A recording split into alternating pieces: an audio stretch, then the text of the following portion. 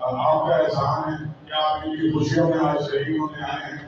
اور آپ میرے بھائی ہمارا تو ایک الگ تعلق ہے اور سائیں امیر علی شاہ جو سائیں علی مردان شاہ صاحب کے فرزند ہیں جو پوری پاکستان میں ان کا نام تھا ان کی گدی پہ آگے بیٹھے ہیں تو ان سے بھی ہمیں امید ہے کہ اپنے باپ کی اس پہ چلے گا اور ہم نے تو کوشش ہی کی ہے کہ اس ادارے کو ایک کنبے کی شکل میں اور اس کی دکھ میں خوشی میں سب میں شریک ہوں. کل تو میں نے 11:30 بجے اپنا موبائل بند کر کے سو گیا تھا. مجھے لگا کہ یہ میری عمر بڑھتی جا رہی ہے اور لیکن جب میں نے صبح کھولا اور میں نے دیکھا کہ